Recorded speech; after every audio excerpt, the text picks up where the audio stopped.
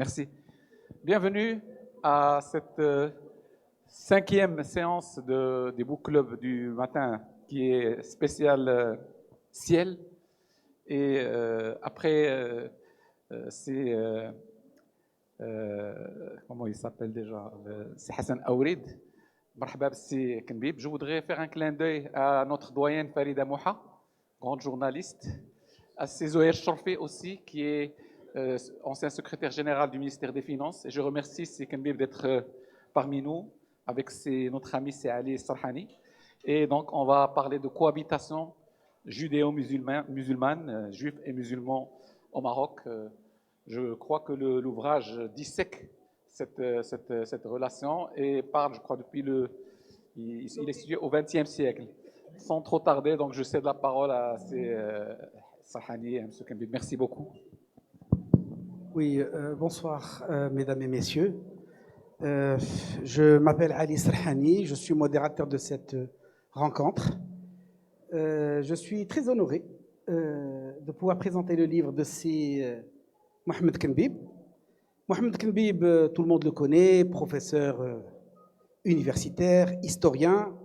Il n'aime pas beaucoup le dire, mais il faudrait que je le dise également.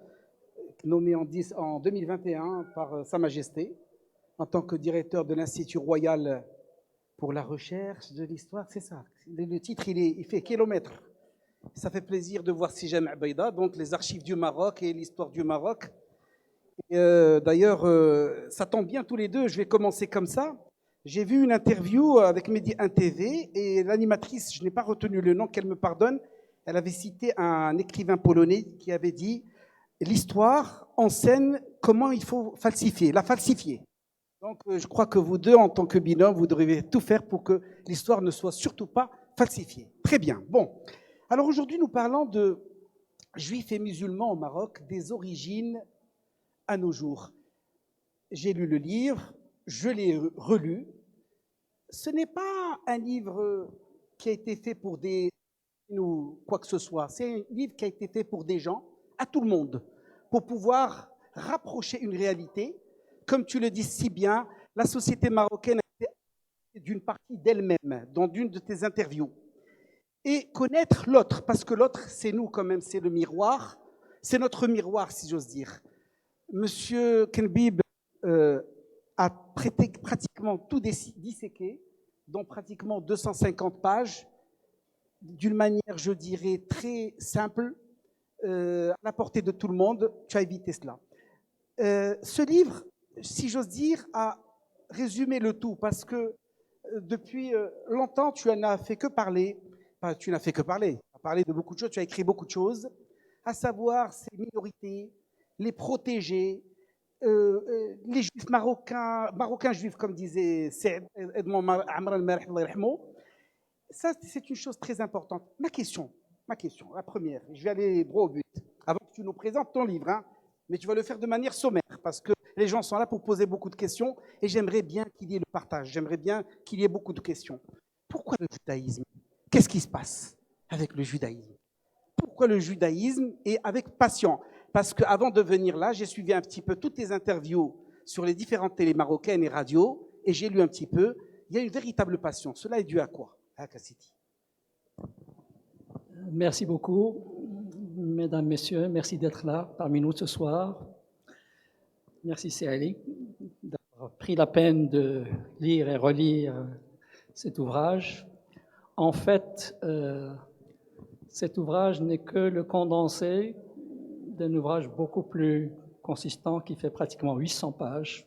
Et là, vous avez la synthèse de ces 800 pages. Il est effectivement simplifié dans une certaine mesure. Il n'y a pas de note infrapaginale, autant que je m'en souvienne, ou très peu. Alors que le premier ouvrage, qui fait donc dans les 800 pages,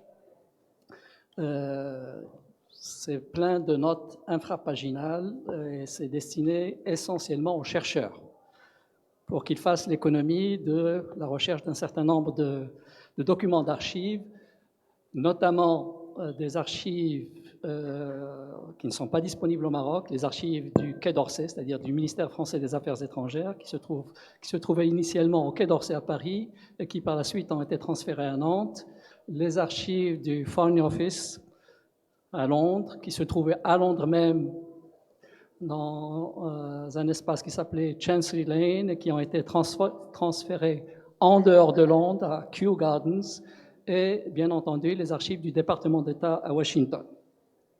Donc c'était le but de l'exercice, contribuer à mettre à disposition des chercheurs toutes ces références difficilement accessibles. Dans le cas d'espèce, donc, il s'agit d'une synthèse, si je puis dire, destinée à un grand public. On pourrait commencer, donc, il s'agit d'histoire, et je serais tenté de poser à notre cher public, quand on parle d'histoire, qu'est-ce qu'on entend par histoire? Pardon? Effectivement, le passé et le présent, et depuis quelques années, on s'achemine vers ce qu'on appelle le temps présent, Tarikh al-Rahin, Tarikh Zaman al-Rahin, et naturellement, c'est peut-être plus compliqué, enfin, pas peut-être, c'est plus compliqué que d'étudier le passé pour plusieurs raisons. D'abord, avec le passé, il y a la distance chronologique, c'est-à-dire c'est le passé qui est supposé être mort et enterré, mais le passé nous rattrape. Voilà. Tandis que dans le cas du temps présent, les archives sont rares. L'une des ressources, c'est les médias, et naturellement les médias, je ne ferai pas de commentaires, ni dans un sens ni dans un autre. Et il y a également la mémoire. Les gens se souviennent, mais là aussi, la mémoire, c'est très compliqué parce que il y a l'oubli, il y a l'occultation, et de manière générale, la mémoire est sélective et subjective. Et la mémoire fait partie de l'histoire, mais ce n'est pas l'histoire. Je le dis de manière très nette. Et donc, la question que je vous ai posée sur l'histoire, en fait, la réponse est très simple. Il y a deux réponses. La première, c'est que, comme dit Ibn Khaldoun, l'histoire, c'est fannun wa ilm. Je ne sais pas s'il commence par fann ou s'il commence par ilm. Donc, c'est à la fois de la science et de l'art. Et c'est très compliqué de mixer les deux. Et pour faire court, disons, c'est l'une des questions que j'avais posées à une classe il y a voici une vingtaine d'années dans un des lycées de Casablanca, qui a affilié à un groupe scolaire privé. C'était des collégiens, donc 12-13 ans. Je leur ai posé la même question, c'est quoi l'histoire? Alors il y en a qui ont répondu, c'est le passé, c'est les événements, etc. Mais il y a une jeune fille, 11 ans, 12 ans, je l'ai fait applaudir parce qu'elle a dit, l'histoire, monsieur, c'est l'esprit critique. C'est la manière donc de disséquer les choses en n'avalant pas n'importe quoi. Et je crois que c'est une vertu. Si vous permettez, j'ai une citation un peu plus longue de la signification de l'histoire. Elle est due à un grand historien français qui a travaillé sur un projet qui était... c'était une commande de Sarkozy quand il était président de la République. Alors, il s'agit d'un historien de renom qui s'appelle Jean-Pierre Rioux, et je vous prie de prêter attention à ce qu'il dit. L'histoire est compréhension d'abord. Il s'agit de comprendre. Science qui éclaire la conscience de soi, des autres et du monde. Encore une fois, science qui éclaire la conscience de soi, des autres et du monde. Et la suite est tout aussi significative. L'histoire, c'est une machine à produire de l'intelligence plus que des certitudes. Produire de l'intelligence plus que des certitudes, et je trouve que c'est une belle citation. Très bien. Effectivement, donc ces certitudes-là, si on dit cette intelligence. Ah oui, pardon. Vous m'entendez? Voilà. cette intelligence à travers votre livre. Nous, alors moi je parle d'une génération qui est la mienne. Je ne parle pas des jeunes aujourd'hui. Je suis dans une génération où nous avions déjà de grandes communautés juives, je dirais marocaines, de confession juive, qui étaient établies au Maroc et avec le temps sont parties. Donc on a connu, si j'ose dire, ce genre de melting pot. Mais avec le temps, on avait une image un peu faussée, faussée sur, et c'est vrai ce que tu dis, cette citation, elle est très bien cette citation, il faudrait que tu me la donnes après. Les intelligences. Là, à travers ton livre, qu'est-ce qu'on découvre? On découvre quand même que l'élément juif dans notre société a été très important, d'une importance cruciale. Il y a un certain Meymoran dont tu parles, de Moulay Ismail, qui était considéré comme le Colbert par le consul hollandais, qui était le Colbert marocain. C'était quelque chose. Il y a Toujar Sultan, il y a les interprètes, il y a beaucoup de citations. Le plus important pour moi, ici, pour ne rien vous cacher, et je voudrais attirer votre attention parce que ça a été un tournant, et je ne sais pas, ça c'est mon point de vue assez Kenbib, c'est le rôle de l'Alliance israélite universelle. C'est extraordinaire, et c'est là où vous voyez un petit peu ce changement drastique. L'Alliance israélite universelle a créé sa première école, si mes souvenirs sont bons, en 1862 à Tétouan. C'était la première école dans le monde musulman. Et que dit cette Alliance israélite universelle? Ce relèvement moral des communautés juives, tenez-vous bien, en Europe orientale, centrale et l'Empire ottoman. Europe, c'est-à-dire qu'ils ont voulu ramener ce relèvement moral. Il y a une résistance de la part des rabbins, tu les appelles les vieux mouchoirs, c'est ça, nous? C'est pas toi? Il y a eu une résistance catégorique. J'en sais quelque chose parce que j'ai étudié quand même la communauté juive marocaine pendant 20 ans. Je me suis initié avec eux. Je connais un peu ce qui se passe, les enterrements, les bar mitzvahs, les mariages. Ceux qui sont partis, qui sont revenus, dont les enfants savent de quoi ils parlent quand ils disent qu'ils sont marocains. Et laissant de côté le cinéma, vous savez, j'aime le Maroc, ils n'aiment pas. On a vu des choses qui sont très, très, très concrètes. Et c'est très important. Moi, ma question fondamentale, et avant de la poser, permettez-moi, et ça c'est, je vais faire une... Nous avons parmi nous l'un de mes écrivains préférés, qui n'est autre que M. Kébir Ammi, qui est avec nous, et qui a écrit un roman qui s'appelle Mardoché. Et c'est un roman, et Mardoché était l'accompagnateur de Charles de Foucault quand il était venu au Maroc, déguisé en juif. Et pourquoi j'en parle ça? J'en parle parce que Kenbib parle des juifs de Demnetz, les juifs de Demnetz, et que dit Charles de Foucault? C'est l'histoire, que voulez-vous? C'est l'histoire. Les juifs, note-t-il, vivent pêle-mêle avec les musulmans qui les traitent avec exceptionnelle bonté. C'était en 1883. Donc, je vais faire cette parenthèse, je voulais une question maintenant. Oui, pardon, mais pardon. L'Alliance israélite universelle. Peu de gens n'ont pas l'idée fondamentale que cette association a pu faire. J'ai l'impression que tu as tout dit. Non, un petit mot quand même sur ma motivation initiale. D'accord.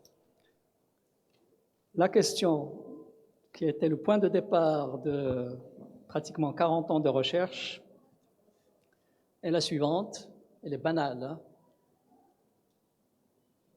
Comment expliquer le fait que des communautés qui ont vécu dans le pays depuis l'Antiquité, plus de 2000 ans, sinon 3000, on ne peut pas donner il n'y a pas d'archives, il n'y a pas de traces, etc. De traces pertinentes, je veux dire. Donc, comment se fait-il que ces communautés-là, réparties à travers tout le territoire, pendant plus de 2000 ans, aient disparu en moins de 30 ans à partir de 1948. C'est une big question. Et donc, ont disparu du paysage marocain. Et ils étaient établis un peu partout, depuis l'Antiquité à ces juifs dits toshavim, donc autochtones, qui s'appelaient aussi, eux-mêmes s'appelaient beldiyin, ahl balad. Mais, un grand mais, le terme de beldiyin appliqué dans le cas d'espèce peut prêter à confusion.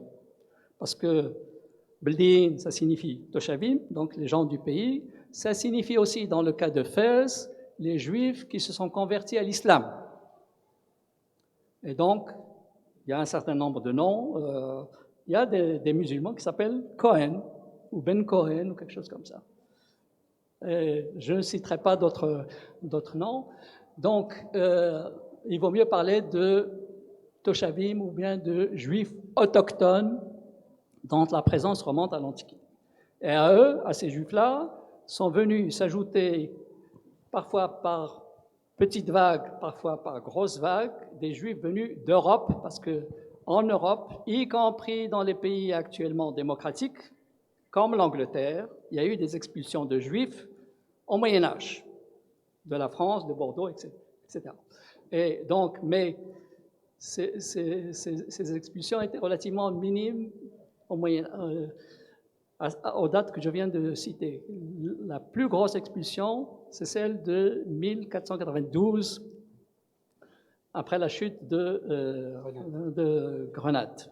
Donc, expulsion d'Espagne en 1492, du Portugal en 1497. C'est donc la communauté qu'on appelle communauté séfarade. Séfarade, donc, ce sont des gens qui sont venus d'Espagne et du Portugal. Les conditions d'établissement n'étaient pas simples. Les gens, les muletiers, les âniers, etc., spéculaient sur la rareté du transport, donc ils faisaient du business avec ça dans des conditions absolument terribles.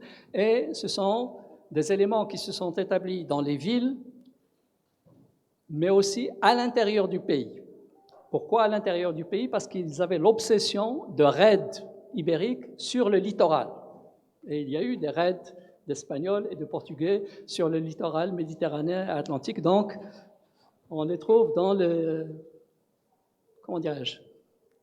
dans l'interland, à l'intérieur.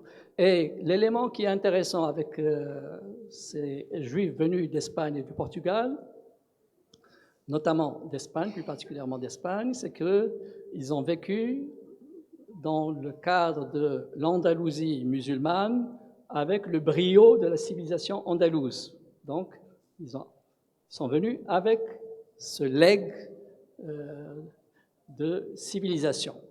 Et l'un des éléments importants qu'on pourrait citer à cet égard, c'est la monogamie, alors que les Juifs autochtones étaient bigames, polygames, etc. Donc, on peut considérer, mesdames, que c'est un progrès. Et ils sont venus également avec toute une série le parler castillan, etc.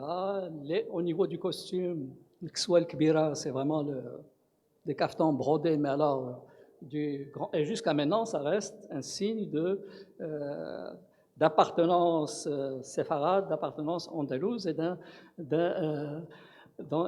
grand luxe. Alors, pour faire court et sauter sur plusieurs siècles, si on peut, si c'est imaginable, donc pour ce qui est du 19e siècle, et le rôle de l'Alliance israélite universelle. L'Alliance, si vous voulez, au départ, elle a été créée à Paris en 1860 en partie par un personnage qui a joué un rôle extrêmement important dans l'histoire de France et l'histoire d'Algérie, puisque c'est lui qui a été à l'origine de la naturalisation française des Juifs d'Algérie, naturalisation en bloc. Le décret Crémieux, le fameux décret Crémieux, et ce décret n'est pas passé simplement. Il a suscité des réactions violentes, notamment en Oranie, parce que les petits blancs, c'est-à-dire les Européens de conditions modestes, estimaient que les Juifs n'avaient pas le droit d'être des citoyens français. Donc, et c'est là où il y a eu des flambées d'antisémitisme. Et c'est à partir de l'Oranie, à partir de l'Algérie, qu'il y a eu un opuscule, un livre qui représente la Bible de l'antisémitisme, c'est La France juive. Le livre s'appelle comme ça, je crois que c'est Édouard Drummond, l'auteur de ce livre-là, qui qui a été traduit en russe, et on connaît l'histoire des Juifs en Russie, les pogroms. Et quand je dis, excusez-moi, c'est la première fois que j'oublie d'éteindre le téléphone en public. Donc, flambée des pogroms en Russie, et les tsars utilisaient les Juifs, et il y avait des communautés juives extrêmement importantes dans la Russie tsariste, comme des boucs émissaires. Il y avait mécontentement populaire, et pour dévier le mécontentement populaire, donc le tsar jouait, et la police tsariste jouait sur l'antisémitisme. D'ailleurs, parmi les opposants du régime tsariste, il y avait quelqu'un qui s'appelle Trotsky. Vous avez certainement entendu parler du personnage qui a été assassiné à Mexico en 1940. Oui. Donc, l'Alliance israélite avait initialement le fait de dire, d'avoir comme slogan d'être une association philanthropique et de dire le relèvement moral, pour nous, ça pose problème. C'est vrai que les masses juives étaient misérables, comme l'étaient les masses musulmanes, notamment à la campagne. Le petit fellah n'était pas mieux loti que le juif du mellah. Là où il y avait des mellahs, parce que il n'y avait pas des mellahs partout au Maroc. Dans les villes, et le premier mellah, ça a été celui de Fès. Donc, pourquoi ça nous pose problème? Relèvement moral, ça signifie que ces gens-là étaient ignorants, misérables, livrés à l'oppression et persécutés. Ce n'est pas le cas. Les masses, effectivement, étaient misérables, mais les Juifs du Maroc ne formaient pas un bloc monolithique, ni du point de vue social, ni du point de vue ethnoculturel.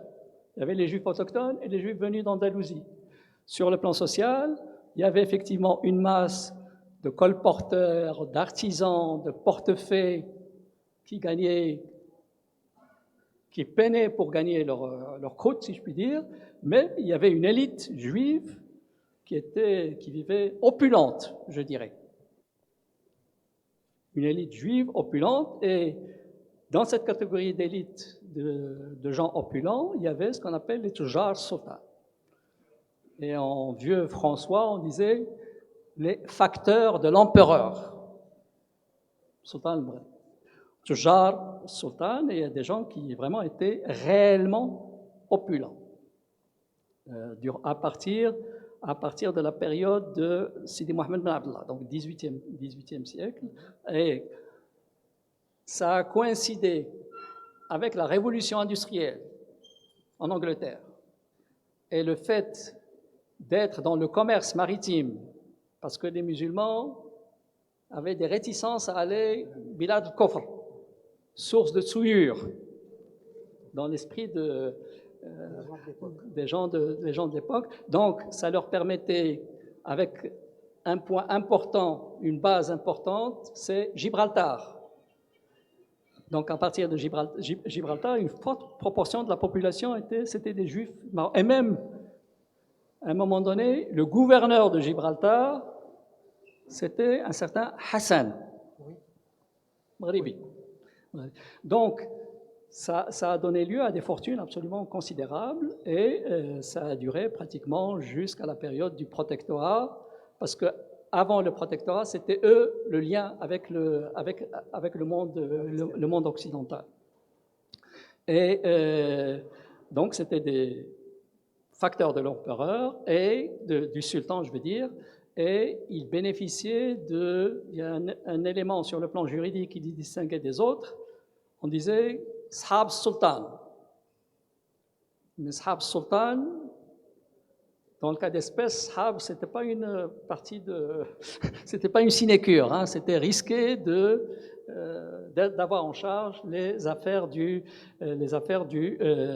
monarque. Donc, le signe distinctif, c'est qu'il bénéficiait de ce qu'on appelle Daha'ir Tawqir wal Ihtiram. Respect et sauvegarde. Donc, c'était des gens qui étaient puissants à la fois parce qu'ils avaient l'onction, si je puis dire, du sultan, et aussi ils étaient en affaire avec les gouverneurs, les grands caïds, etc., etc. Voilà schématiquement ce qu'on peut dire. Merci beaucoup. Et, pardon, excusez-moi. S'agissant toujours de l'alliance israélite, c'est tellement prenant. L'alliance israélite, donc, a formé sur les bancs de cette alliance, elle a formé des générations entières de jeunes juifs à partir de 1862. La première école a été établie à Tétouan immédiatement après l'évacuation des troupes espagnoles, parce qu'il y a eu une guerre entre l'Espagne et le Maroc en 1859-1860. Tétouan a été occupé pendant 2 ans. Les Espagnols ont dicté des conditions pour l'évacuation qui ont pratiquement ruiné le Maroc parce qu'il a fallu payer une indemnité de guerre. Le Maroc a été rendu responsable du déclenchement de la guerre alors que la responsabilité était partagée. Et il a fallu contracter un emprunt en Grande-Bretagne. Les Anglais ont avancé de l'argent à des taux exorbitants. Et il a fallu commencer par payer, rassembler tout ce qu'il y avait dans le Beit el-Mal, le trésor public, et céder pratiquement 50% des revenus douaniers. 25% pour les Espagnols et 25% pour rembourser le prêt britannique. Donc, ces écoles, les écoles de l'Alliance, ont formé ce qu'on appelait en milieu juif les évolués. Les évolués, et ça a été un grand pas dans la modernisation du pays. Dans la modernisation du pays. Et donc, il y a eu parmi eux des gens qui, c'était parmi ces gens qu'ont commencé à circuler des pétitions contre les abus des caïds et des pachas au nom des droits de l'homme. Droits de l'homme, parler des droits de l'homme au XIXe siècle, ou à la fin du XVIIIe, immédiatement après la Révolution française, c'était quelque chose. Et dans le cas des musulmans, on a commencé à parler des droits de l'homme que les leaders nationalistes, notamment Mohamed Ben Hassan Ouazzani et compagnie, beaucoup plus tard. D'ailleurs, l'une des écoles les plus importantes de cette alliance, qui est toujours à Casablanca, entre guillemets pas à Casablanca, porte le nom de Narcisse Leven, qui a été pratiquement le fondateur ou bien le directeur, si mes souvenirs sont Narcisse bons. Leven, il était président de l'Alliance israélite. Qui est une excellente école d'ailleurs, la plupart. C'est le groupe Maïmonide. Maïmonide, d'accord. Ibn Maïmoun. Tout à fait. Et concernant le décret Crémieux, chose importante que cite le professeur Kenbib, les juifs marocains juifs, disaient pourquoi ne pas nous naturaliser? Et les Français répétaient non, non, non, vous êtes des sujets du sultan. L'Algérie n'est pas le Maroc. Ça, c'est un protectorat. L'Algérie est un département français. Une extension de la métropole outre-mer, comme on disait. Et qu'est-ce qui s'est passé? C'est que moi, je suis d'une formation juriste. La première des choses qu'on nous a apprises, c'est que le diable se niche dans le détail. Alors, qu'est-ce qu'ils sont allés chercher? Du moment que vous payez une dîme, jizya, ça veut dire que vous êtes des apatrides, tu l'as bien précisé, selon eux, selon eux. Donc, ça voulait dire qu'ils n'avaient pas de nationalité, donc ils étaient prédisposés à avoir la nationalité. Je répète. Je précise, si tu permets, oui. Ce n'est pas la résidence générale qui disait cela. La résidence générale, Lyoté, notamment, disait qu'il y avait en horreur le modèle algérien. Algérien, oui, oui. Je ne reprendrai pas les termes qu'il a utilisés pour qualifier les juifs naturalisés d'Algérie. Donc, celui qui a utilisé ce terme, apatride, c'est l'un des dirigeants sionistes d'origine ashkénaze qui avait Jonathan Terz, il était d'origine polonaise, et il appuyait l'idée de naturalisation jusqu'à un certain point, de manière très, très ambiguë, parce que pour lui, in fine, mais il ne le disait pas explicitement. In fine, la destination, c'était, n'oublions pas qu'on est dans le cadre de la déclaration Balfour, foyer national, etc., etc.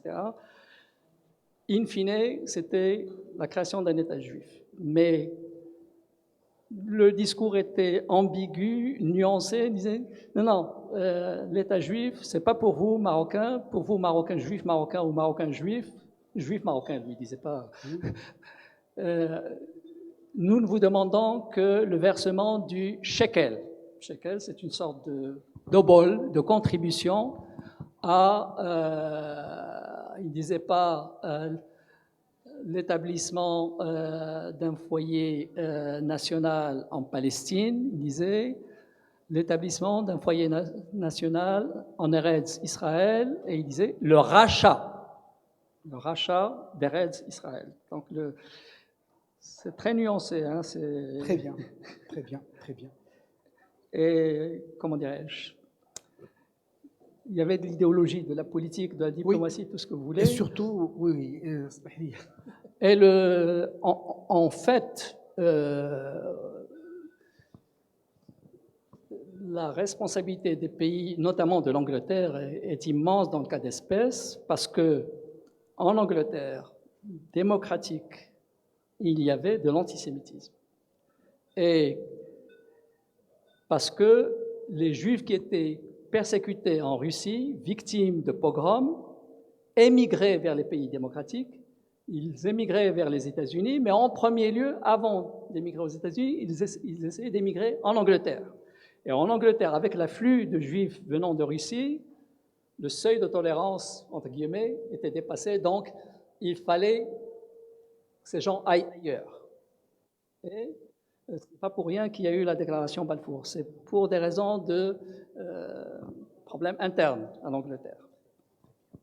Vous allez me donner 3 minutes et la parole sera à vous. Bon, moi je voudrais une question. À la lecture de le rapport adressé au Foreign Office en 1893 par le ministre britannique à Tanger, West Ridgeway, qui évolue en ces termes d'évolution des communautés. Qu'est-ce qu'il dit? Les Juifs, les Juifs du Maroc, c'était en 1893. Hein. Les Juifs du Maroc totalisent quelques 300 000 individus. Nombre d'entre eux vivent dans des districts montagneux au milieu des populations musulmanes avec lesquelles ils ont de bons rapports. La situation des autres s'est beaucoup améliorée grâce à l'action de l'Anglo-Jewish Association et de l'Alliance israélite universelle. Elle est toujours là, celle-là. En fait, de manière générale, tenez-vous bien, ce qui a été écrit en 1893, les Juifs sont mieux traités que les morts par les autorités. Les morts, les musulmans. Par les autorités, c'est-à-dire le Marzen. Les Juifs riches jouissent pour la plupart des protections étrangères. D'ailleurs, même les Juifs pauvres, qui sont toujours sujets marocains et sous la juridiction autochtone, ne paient pas d'impôts. Ne paient plus d'impôts. Là, ils n'ont mis pas. Jizya est tombé en désuétude, disons, dans les dernières... la fin du 19e siècle, pratiquement, plus personne ne parlait de jizya, parce que la prolifération de protégés consulaires et de naturalisés, parmi les Juifs, mais aussi parmi les musulmans, hein, était telle que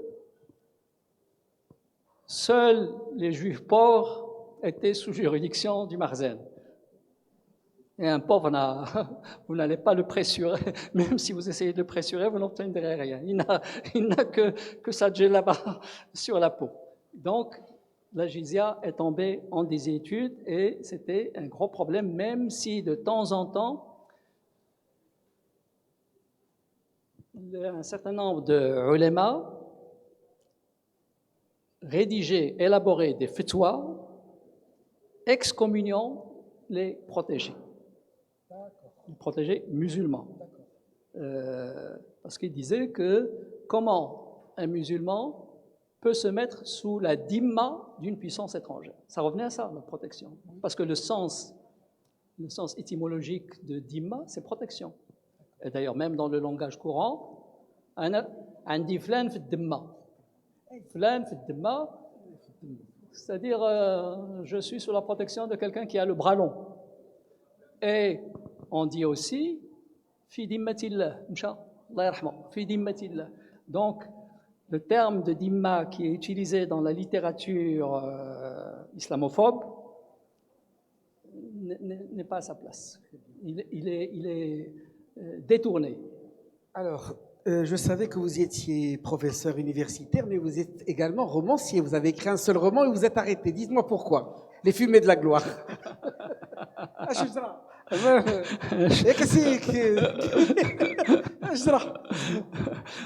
Non, c'était les fumées de la gloire, c'était une récréation, ce qu'il y a de plus agréable, je dois dire. Et disons, il fallait sortir de la rigueur, l'objectivité, les notes infrapaginales, les documents d'archives, Quai d'Orsay, Foreign Office, etc. Là, on se sent des ailes, on est libre et seul le lecteur est juge. Donc, il n'y a pas les contraintes qu'il y a dans l'écriture, disons, entre guillemets, hein, sans prétention d'aucune sorte, scientifique. Et on peut le trouver où? Quelle librairie? Il y a une Je crois que c'est édité par Porte d'Enfa, c'est ça? Porte d'Enfa, oui. Il y a Amina Amina Msnaoui quelque part. Est-ce qu'elle est Amina? Where are you? Autre chose, bon, alors je vais clore tout d'abord. Là, je dois ajouter une chose, puisque tu as parlé de ça. Je tiens à remercier une dame qui est avec nous, la Majida Bargash, qui a programmé ce livre dans son cours de littérature française. Elle est où, Madame Bargash? À UVA. Vous pouvez vous lever, parce qu'on voudrait bien que les gens allez levez-vous, Allah. L'Université de Virginie. Voilà. Il y a la mémoire. Hein. Alors, tout à l'heure, tu as cité la situation de l'intelligence, au lieu des certitudes. Et j'ai l'un des Marocains juifs établis au Canada qui a lu ton livre et qui te remercie pour ce qui est de l'histoire de Moulay Zidane. Moulay Zidane est considéré comme étant cruel. C'était le Néron, le Caligula. Non, pas Moulay Zidane, Moulay Yazid. Non, Moulay Zidane, le Yazid. Moulay Yazid. Il a régné 2 ans. 2 ans. C'était un règne sanglant, aussi bien pour les musulmans que pour les... Alors, Moulay Yazid. Au début, disons les premiers mois, d'ailleurs, c'est compliqué. C'est compliqué. Mais il y a un daïr dans lequel il s'adresse à l'un de ses extraordinaires. Parce que je sais de ces pas négociants. Si l'un de ces négociants. Ces négociants, il faut lire ce daïr, il est là. Vous lisez, vous dites, bon, et c'est là, mon ami me disait, mais écoute, là, je découvre une chose. Donc, comme quoi les certitudes, il faut les mettre de côté. Alors, est-ce que j'ai fini? Oui, je vais finir avec une belle citation d'un juif tétouané que tu as écrit. Elle est ce qu'elle est, hein. C'est un des délégués des juifs des Tétouans quand il y avait des problèmes entre le Maroc et l'Espagne, et c'est-à-dire cette préférence de l'Espagne vis-à-vis des juifs marocains. Et lui a dit une citation, elle est ce qu'elle est, je la sors de son contexte. Et je crois qu'elle résume tout. Qu'est-ce que dit M. Abraham Bentata? Il a dit « Nous vivons ensemble depuis un temps plus long que l'histoire ne le précise.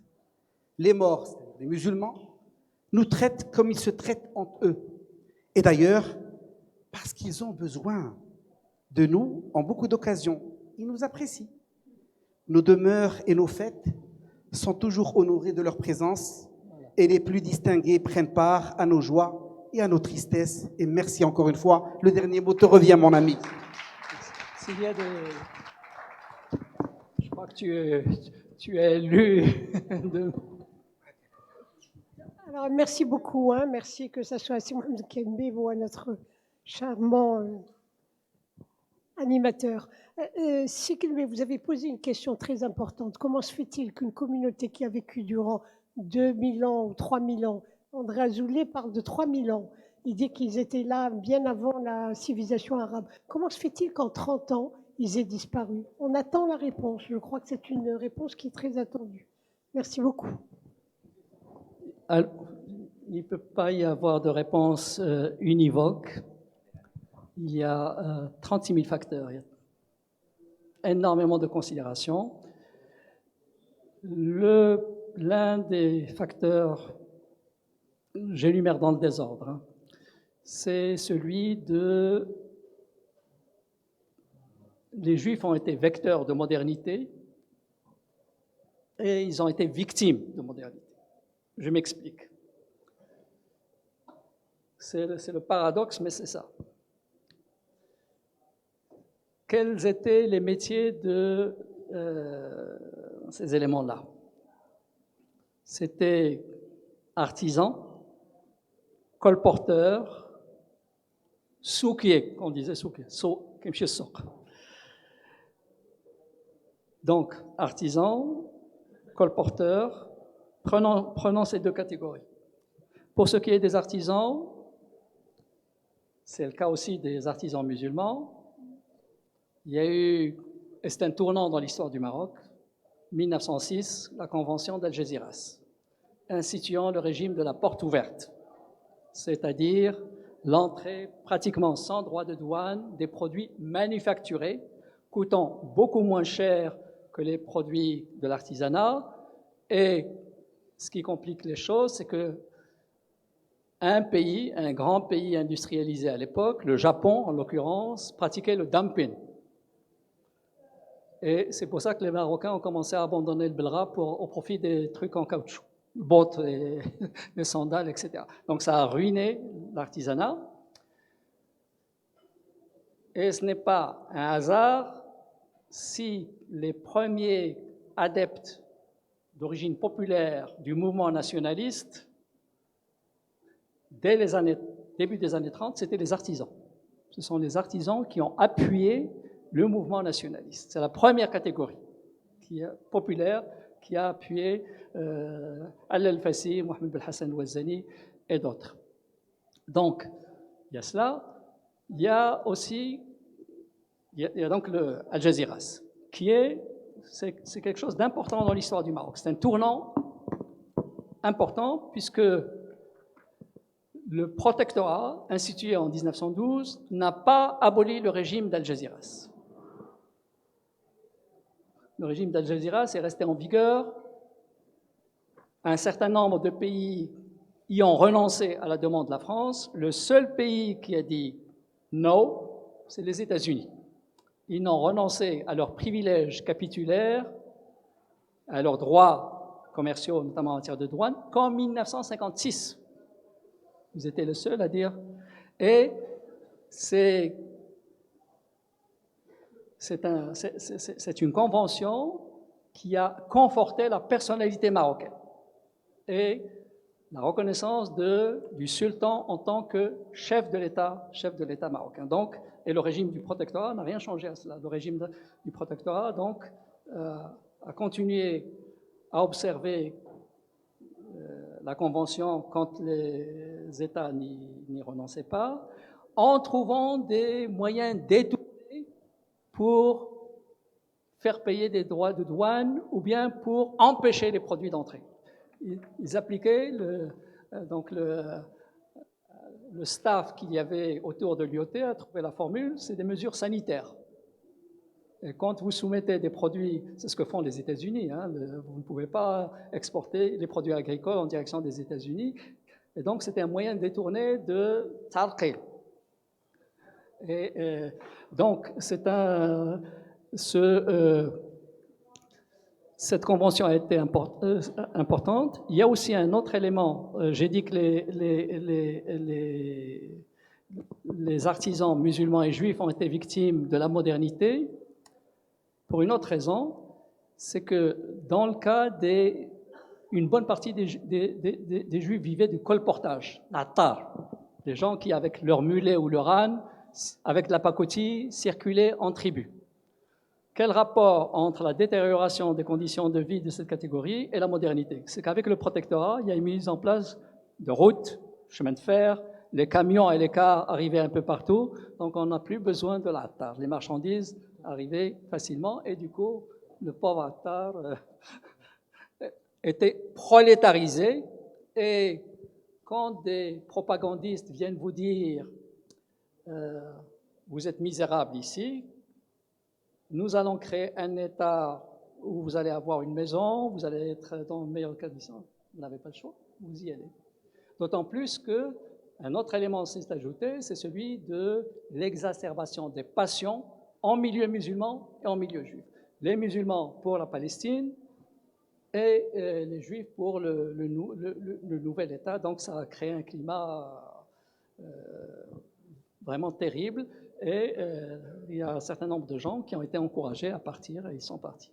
Et en complément, je vous invite à lire l'excellente interview de Michel Abitbol. D'ailleurs, c'est préfacé par M. Michel Abitbol et Abdou Filali Ansari, qu'il avait faite dans le mensuel Zaman, et qui vous donne un autre aperçu de l'exode des Marocains juifs. Excellent interview sur Zaman. Vous pouvez cliquer sur Google et le commander, et automatiquement, vous avez l'essentiel de l'information que vous avez. Monsieur, Sidi... Une seconde. Bitte. Vous avez cité Michel Abitbol. Oui. C'est un grand historien, il a beaucoup travaillé sur le Maroc, mais il y a un point sur lequel on ne s'entend pas. Lequel? C'est que, d'après lui, Sidi Mohamed Ben Youssef n'a pas fait grand-chose pour sauver les Juifs des lois de Vichy. Ça ne sera pas le dernier qui a dit ça. Il y a même un autre, Ben Simon, Georges Ben Simon, je crois, qui a écrit un livre, Juif en pays arabe, qui a un pavé comme ça, et qui montre... Et il y a d'autres... En tout cas, qu'il ait dit... il y avait une... Non, c'est dans ça. C'est dans celui-là, moi j'ai l'original. Oui, une voilà. synthèse érudite et captivante. Oui, c'est écrit dans la préface. C'est écrit dans la préface.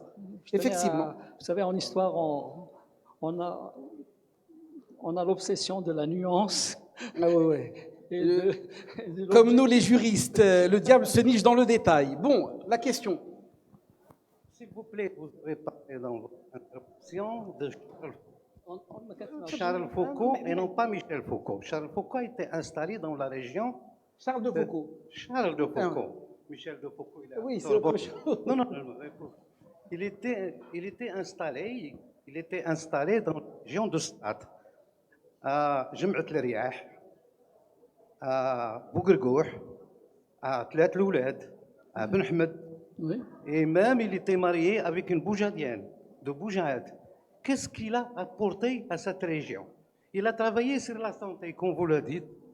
Il a travaillé sur les changements de comportement de la population. Qu'est-ce que vous avez des idées dans ce sens? Qu'est-ce qu'il a fait pour cette population de la région d'Espagne à cette période? Deuxièmement, vous avez parlé de l'assassinat de Trotsky. Si vous revenez au film d'Alain Delon, il y a un film d'Alain Delon qui s'appelle L'assassinat de Trotsky. Et on peut comprendre tout sur ce film. Merci. Alors, s'agissant de Charles de Foucault, c'est quelqu'un qui a fait un voyage d'exploration au Maroc pour le compte du gouverneur général d'Algérie. Donc, une fois, il est venu, je crois, en 84 ou quelque chose comme ça, 1884. Une fois la situation stabilisée en Algérie avec la fin de la résistance de l'émir Abdelkader, une fois la Tunisie,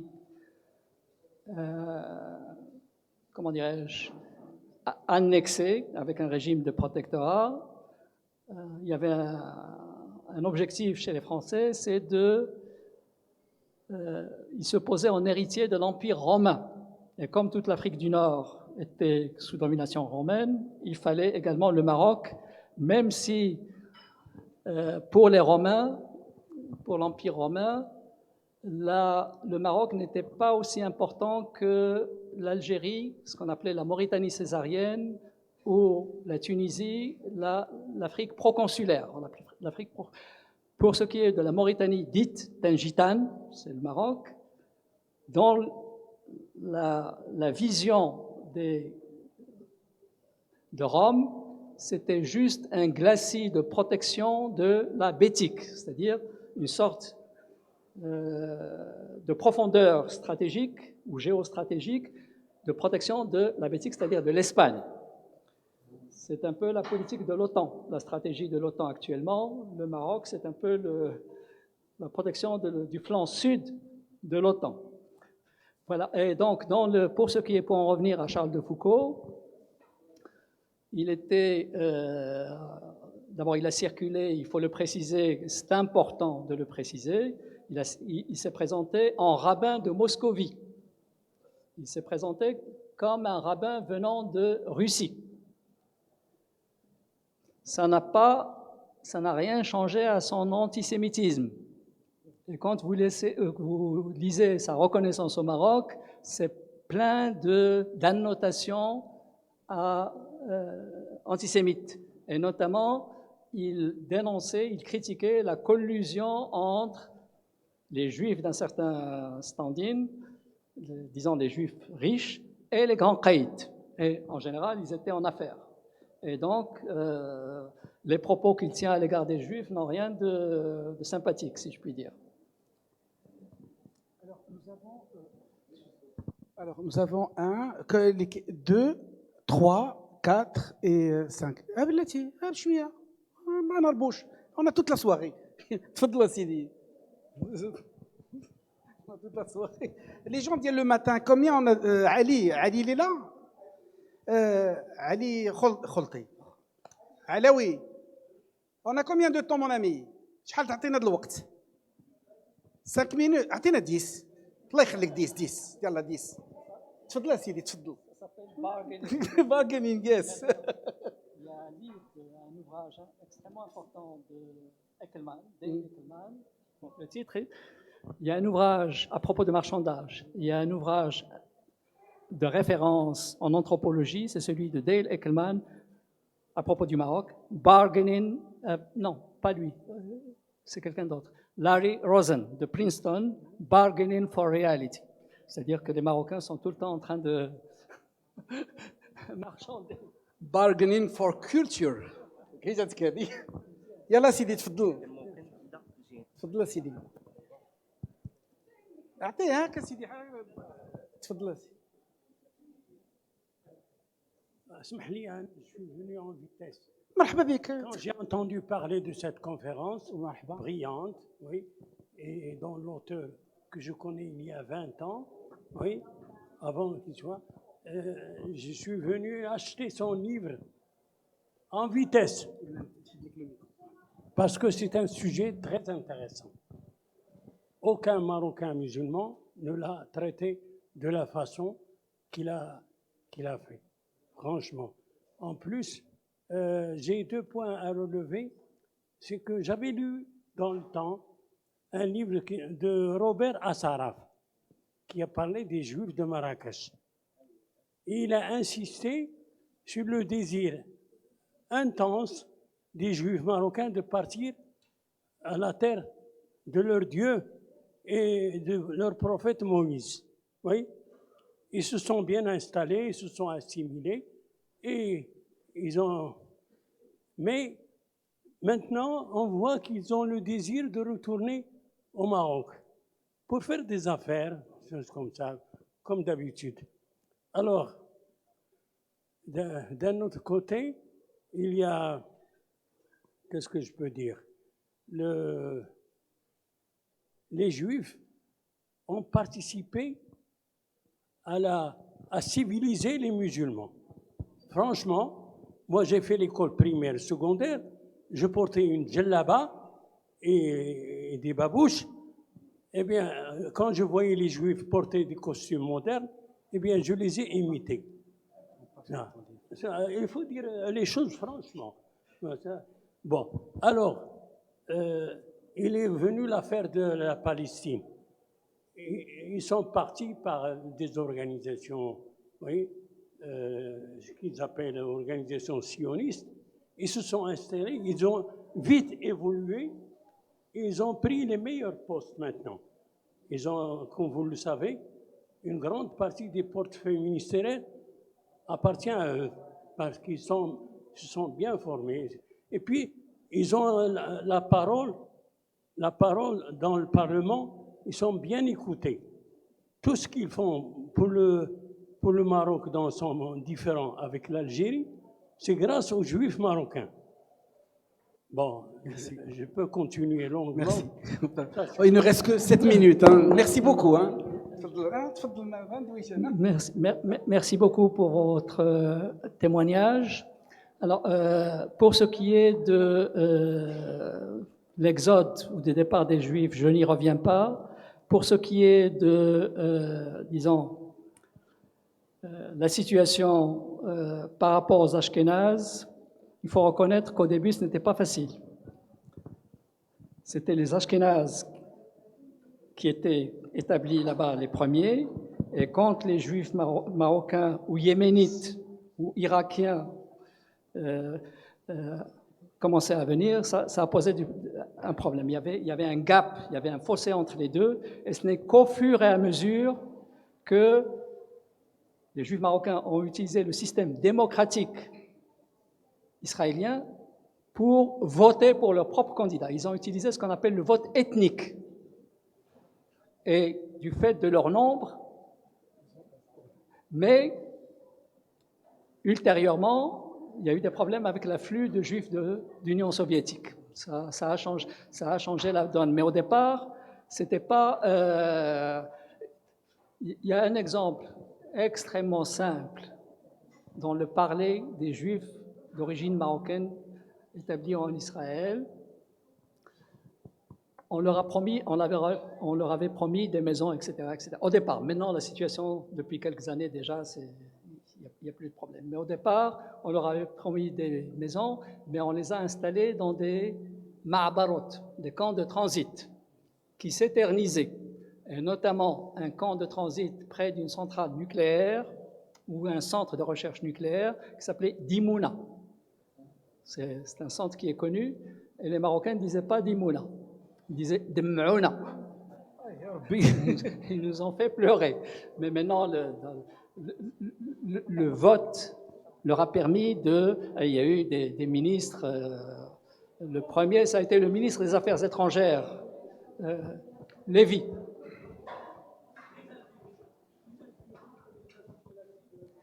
Alors, ce que vous avez dit pour la civilisation... Il y a à boire et à manger. Alors,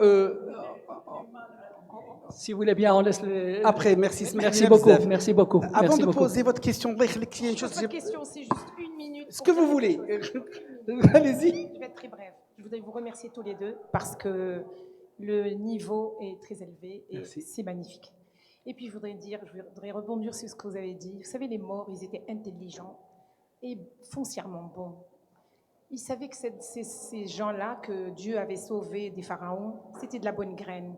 Et intelligents comme ils se sont dit, allez, nous allons cohabiter, nous allons très très bien vivre. Merci. Merci beaucoup. Mademoiselle et puis monsieur, je crois que c'est tout, Bakash et après. لا حيت الناس باش نكونوا لا ما كانوا هنا ديمقراطيين. لا شوف اسمح لي اسمح لي معاك كلشي غيدوي تكلم ما بنتي allez concise اسمح لي بزاف je vais être un peu dictateur concise et précis اسمح لي بزاف il faut du cœur. D'accord. Alors félicitations sur Bab Félicitations, M. Rbel, pour votre livre. Alors, vous avez traité le sujet des Marocains juifs dans le Maroc. Alors, ma question est la suivante. Si vous pouvez nous donner, en fait, un conseil pour la nouvelle génération, Generation Z, en ce qui concerne vivre en tolérance, en paix, avec tous les religions, surtout musulmans, juifs, dans le futur. Et merci beaucoup. Merci à vous. Je vous répondrai.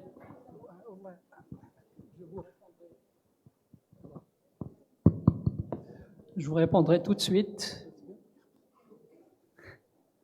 Ça fait 40 ans que je travaille sur ce sujet. Je n'ai jamais utilisé le terme tolérance. Et qu'est-ce que vous avez utilisé comme terme? Quand vous dites tolérance, c'est-à-dire que vous êtes fort et vous daignez les laisser vivre. C'est pas comme ça que ça se passe. Non, le terme, les mots ont un sens. Et il faut être conscient de cela. Si vous retenez ce que je viens de dire à l'instant, on aura réussi cette soirée. Merci beaucoup. عبد الحفيظ والعلو مرحبا سيدي. نائب رئيس الجمعية المغربية لمساندة الكفاح الفلسطيني. مرحبا سيدي. Je voudrais parler en français pour nos amis qui ne parlent pas l'arabe. Vice-président de l'association de soutien à la lutte palestinienne qui a été créée en 1968. Un an après la guerre de 67.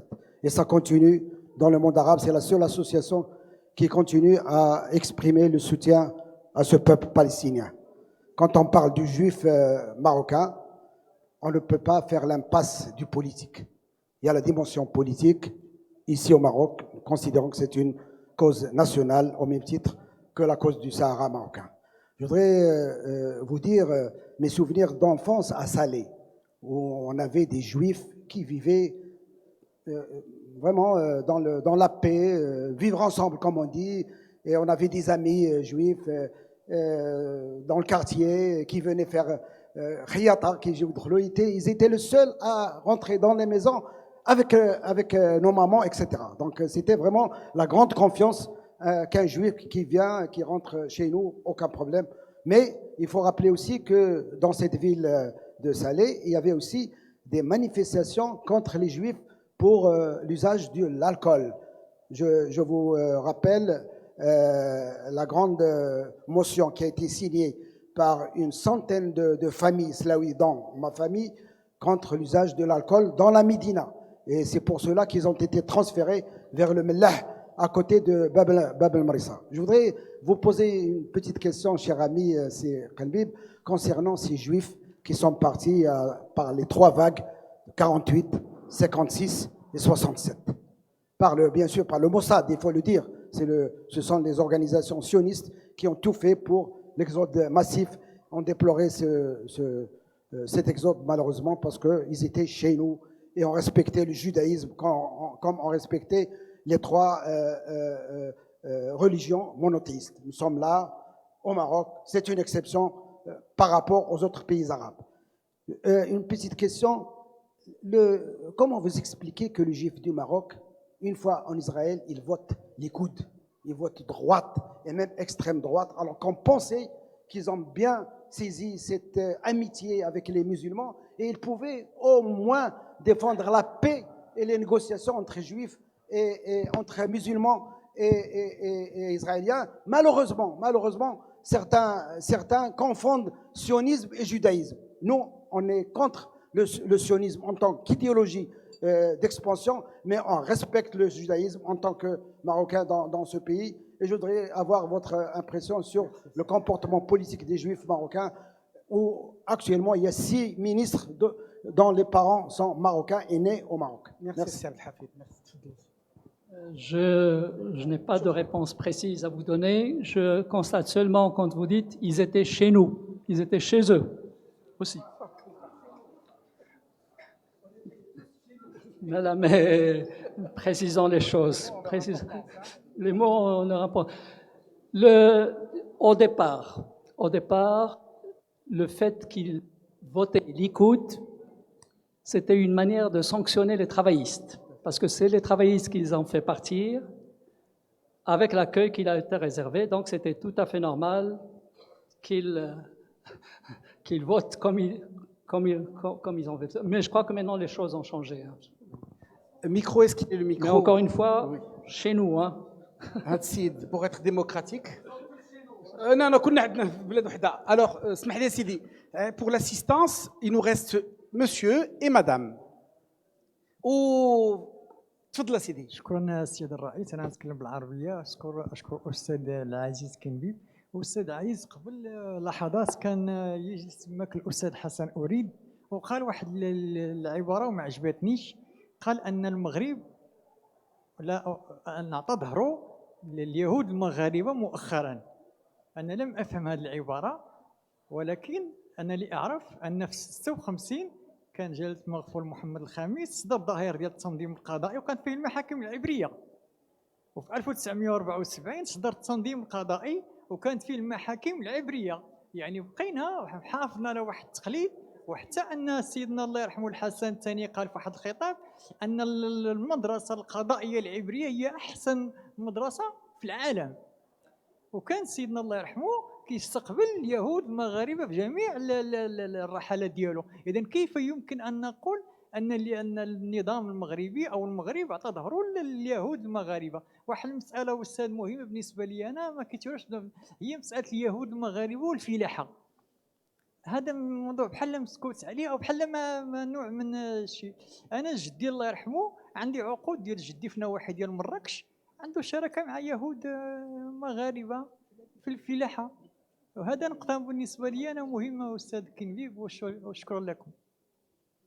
شكرا سيد الله يبارك فيك. دو كيستيون بقاو صافي بقاو دو سي او شابو. فيما يتعلق بالتدخل ديال اهتمام اليهود بالفلاحة، كانت عندهم عقود مع عدد من المسلمين في مختلف أنحاء البلاد، وماشي غير مع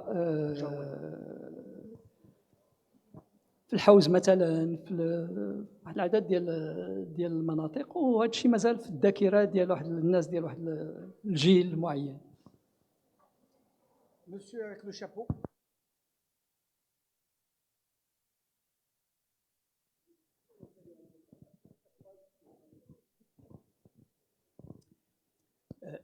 Et je voudrais relever une chronique qui circule à Fès. Il s'agit de juifs et de musulmans, commerçants dans l'ancien quartier à côté de la Karaouine, la Kessaria. Et à une certaine période, les Juifs faisaient grande concurrence aux musulmans, tous commerçants. Eh bien, il y a eu une fatwa qui a déclaré que tout Juif doit être expulsé s'il n'est pas converti à l'islam et s'il veut rester à la Kessaria, commerçant normal. Dans quelle mesure cette chronique est juste historiquement?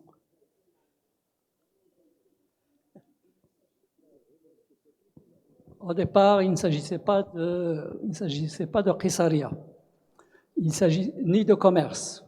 Il s'agissait de l'habitat juif en Médina de Fès, donc rien à voir avec le commerce. Il peut y avoir des dessous commerce, mais théoriquement, c'était le fait que des Juifs habitaient en Médina et à proximité immédiate du mausolée de Moulay Idriss, Horm. Et donc, il y a un certain nombre de ulama rigoristes à l'époque médinite qui ont demandé à ce que les Juifs soient établis ailleurs, et ils n'ont pas été établis n'importe où, ils ont été établis à proximité du palais Fejdid mérinite. Donc, visiblement sous la protection. Et d'ailleurs, cette dynastie a pris un certain nombre de mesures vraiment plus qu'audacieuses. C'est que les Juifs qui ont adopté une conversion de façade à l'époque almohade, conversion forcée, mais qui sont restés secrètement juifs, ont renoué avec la pratique ouverte du judaïsme, et en principe, c'est de l'apostasie, avec la condamnation que l'on sait. Et ces Mérinides ont pris dans leur cours un certain nombre de conseillers juifs, et les opposants ont utilisé cela dans leur propagande contre les souverains mérinides. Et d'ailleurs, ça s'est mal terminé pour le dernier d'entre eux, dernier souverain mérinide. Dernière question.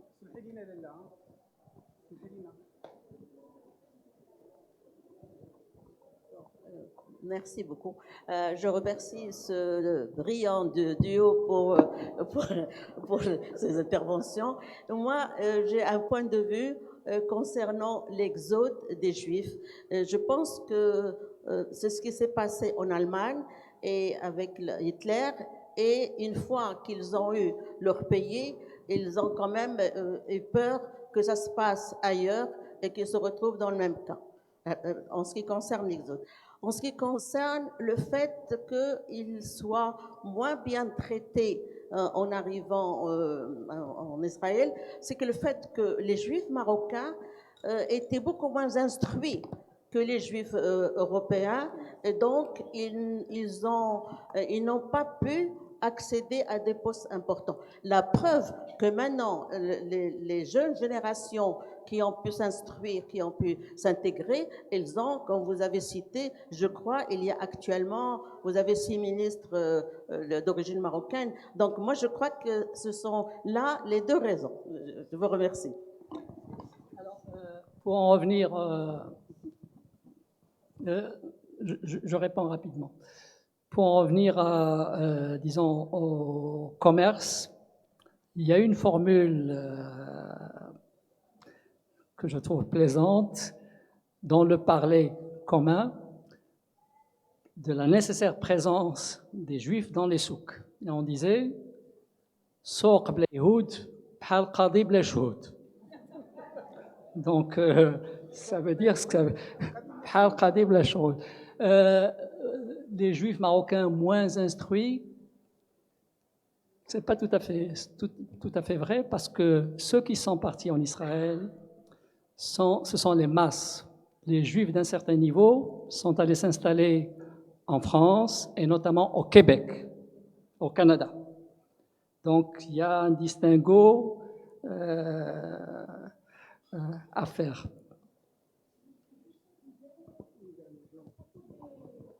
À propos des Juifs marocains les moins instruits, vous savez, madame, que le grand philosophe Emmanuel Lévinas à Paris, qui a créé l'école de la communauté juive, qui a vraiment été un centre de rayonnement absolument extraordinaire dans les années 50, 60, 70. Emmanuel Lévinas, vous savez ce qu'il a fait pour revigorer et redonner tout le sens de l'esprit de la Torah et de la religion hébraïque.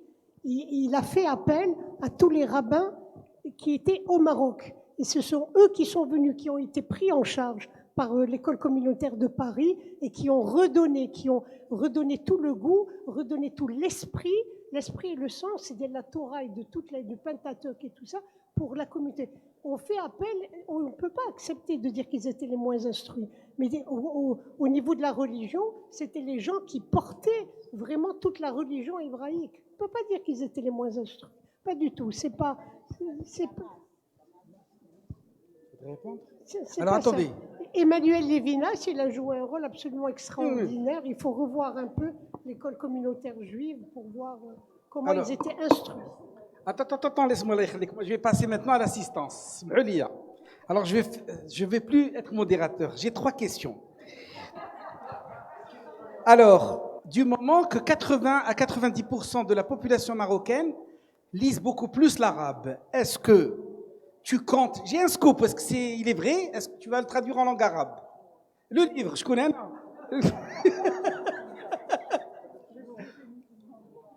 Et en anglais, en français, voilà. Est-ce que en langue arabe? En langue arabe, il était déjà traduit Yahoud al-Maghrib. Très bien. Comme ça, c'est la faculté des lettres de Rabat qui s'est chargée de cette traduction Yahoud al-Maghrib. Et autant que je m'en souvienne, la faculté des lettres a participé à une exposition du livre au Caire, et ça s'est vendu comme des petits pains. Et les gens essayaient à tout prix d'avoir un exemplaire. Pour ce qui est de... il y a actuellement une traduction en cours vers l'anglais. D'accord. Et une traduction vers l'espagnol. Ça sera de manière concomitante. Fantastique. Voilà. Alors, merci beaucoup. Je vais m'arrêter sur une seule question. Tout le monde est fatigué. Merci d'avoir resté avec nous et merci beaucoup. Merci beaucoup Ali, merci Mohamed, merci à l'assistance. Alors nous avons une pause demain, nous ne serons pas là, mais oui, il faut bien qu'on se repose un peu Ali.